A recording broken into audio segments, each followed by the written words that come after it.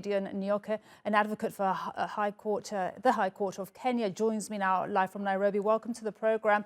So, Gideon, you're a High Court of Kenya advocate. We've just seen this trial delayed. Is this a good thing, or is this justice delayed, justice denied? First of all, we need to understand that the charges that Paul Mackenzie was facing was a complex thing, and it needed investigation.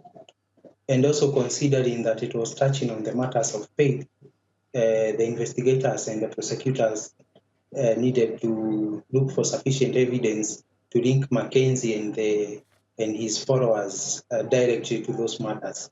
So we can say that even though it took a bit of time, even looking at the charge sheet, it's over 400 pages. It was a complex case, and that's the reason why it took a lot of time.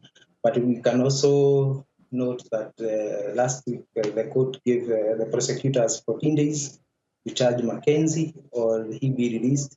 And that's why now we have this development where Mackenzie has been charged on various charges.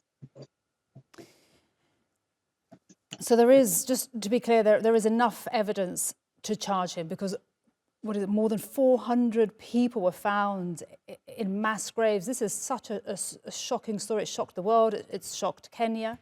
Is there enough evidence to charge him?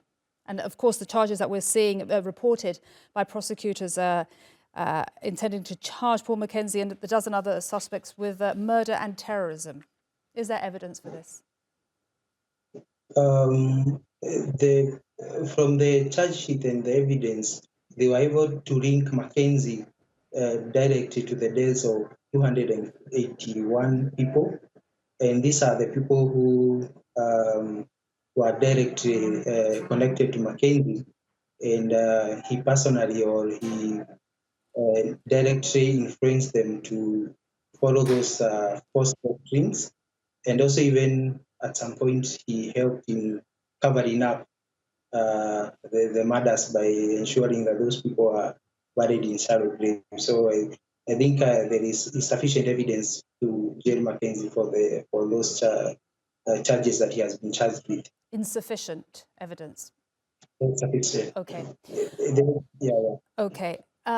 Gideon, what laws are there in Kenya to stop more Mackenzies, more self-declared pastors for doing what Mackenzie did? He was actually, as I understand it, a taxi driver, a former taxi driver. And he asked his followers, encouraged them to starve to death in order to meet Jesus. This is not normal. This is not biblical.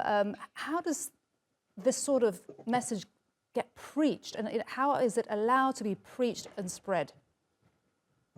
Yeah, to understand this specific case of Mackenzie, Mackenzie started to preach way back in 2003, and he started slowly by spreading this false doctrine, and it was up to 2017 that people started to realize that Mackenzie, whatever Mackenzie was preaching, was not in tandem with the Christian faith, and also considering that him and his children are alive, and he used to eat.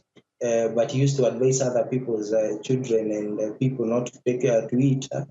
The government, since last year, the government has started the process of having regulations where they check on the churches which are spreading those false doctrines which are harmful to people.